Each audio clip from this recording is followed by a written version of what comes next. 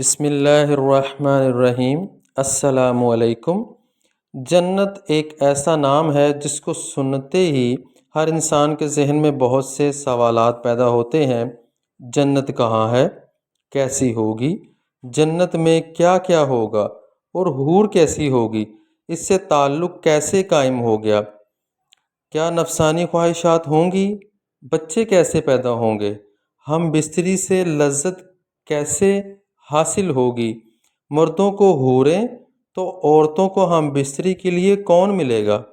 حضرت ابو ہریرہ رضی اللہ تعالی عنہ سے مروی ہے کہ ہم نے رسول اکرم صلی اللہ علیہ وآلہ وسلم سے عرض کیا، اے اللہ کے رسول صلی اللہ علیہ وآلہ وسلم، ہم کو جنت کے بارے میں بتائیے گا۔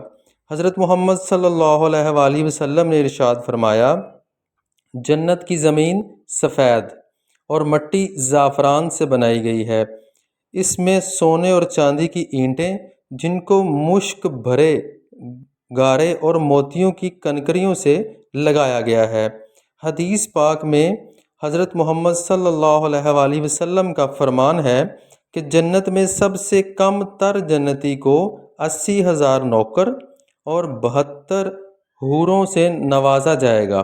آپ صلی اللہ علیہ وآلہ وسلم نے فرمایا کہ جنت کی حور اتنی خوبصورت ہے کہ اگر وہ حور آسمان سے زمین کی طرف نظر مارے تو ساری زمین نور سے بھر جائے گی اور ہر طرف خوشبو پھیل جائے گی۔ نبی اکرم صلی اللہ علیہ وآلہ وسلم نے فرمایا کہ حور کے سر کا دوپٹہ دنیا و مافیہ سے بہتر ہے۔ رسول اکرم صلی اللہ علیہ وآلہ وسلم نے فرمایا کہ جنت کی حوروں کی پنڈلیاں ایسی ہوں گی جن کا گوشت اندر تک نظر آئے گا۔ حضرت انس رضی اللہ تعالی عنہ سے مروی ہے کہ رسول اکرم صلی اللہ علیہ وآلہ وسلم نے فرمایا کہ جبرائیل نے مجھے بتایا کہ جب جنتی آدمی حور کے پاس جائے گا تو حور اس کا استقبال کرے گی۔ تم جس انگلی سے چاہو حور کو پکڑ سکو گے۔ اگر حور کا ایک بال زمین میں ظاہر ہو جائے تو مشرق مغرب میں نور ہی نور پھیل جائے گا۔ جنتی آدمی جنت میں اپنے بستر پر بیٹھا ہوگا تو اس کے سر پر ایک نور ظاہر ہوگا۔ اس کے ذہن میں یہ بات آئے گی کہ اللہ تعالیٰ اپنی مخلوق پر نظر کرم فرما رہا ہے۔ جب وہ اس نور کی طرف نظر فرمائے گا تو وہ ایک حور ہوگی۔ وہ اس جنتی سے کہہ رہی ہوگی، اے اللہ کے بندے، کیا تمہارے پاس ہمارے لیے وقت نہیں ہے؟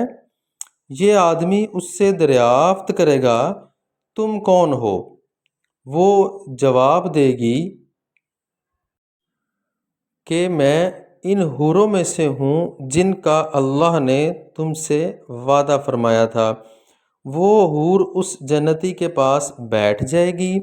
ابھی وہ جنتی اس حور سے گفتگو کر رہا ہوگا کہ ایک اور حور اس بندے کے پاس آ کر کہے گی، اے اللہ کے ولی، کیا تمہارے پاس ہمارے لیے وقت نہیں ہے؟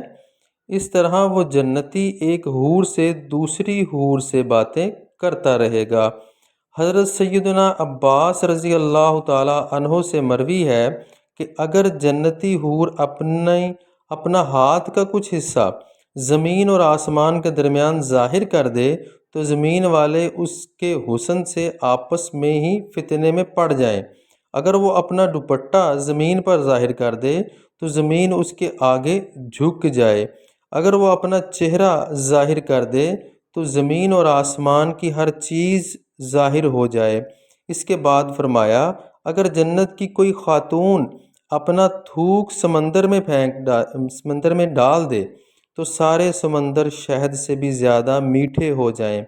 یہاں سوال یہ پیدا ہوتا ہے کہ مردوں کو جنت میں حوریں عطا کی جائیں تو پھر جو عورتیں جنت میں جائیں گی ان کو کیا ملے گا؟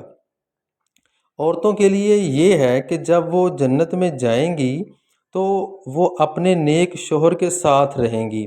وہ عورت اپنے شوہر کو ملنے والی جنت کی سب حوروں کی سردار ہوگی۔ سبحان اللہ۔ اللہ تعالیٰ اس عورت کو تمام حوروں سے خوبصورت بنا دے گا۔ یہ دونوں میاں بیوی ایک دوسرے کے ساتھ بہت زیادہ پیار کریں گے۔ یہ دونوں میاں بیوی جنت میں رہیں گے۔ جو کنواری عورت فوت ہو جائے گی اس کو جنت میں اختیار دیا جائے گا کہ وہ جنت میں جس مرد کے ساتھ چاہے گی اس کا نکاح اس مرد سے کر دیا جائے گا۔ ایک عورت نے حضرت محمد صلی اللہ علیہ وآلہ وسلم سے دریافت کیا، جب کسی عورت کا شوہر فوت ہو جاتا ہے ہم اس کے بعد دوسرے سے نکاح کر لیتی ہیں، ان میں سے جنت میں کس عورت یہ عورت کس شوہر کے ساتھ ہوگی؟ حضرت محمد صلی اللہ علیہ وسلم نے فرمایا، عورت جس مرد کے ساتھ چاہے گی جنت میں رہ سکے گی، یعنی ان دونوں میں سے جس کے ساتھ چاہے گی وہ رہ سکتی ہے۔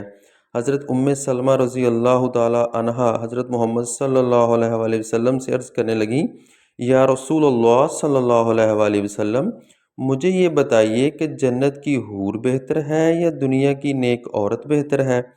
آپ صلی اللہ علیہ وآلہ وسلم نے فرمایا، دنیا والی عورت کو جنت والی عورت پر فضیلت حاصل ہوگی، جو باہر والے کپڑے کو اندر والے کپڑے پر حاصل ہوتی ہے۔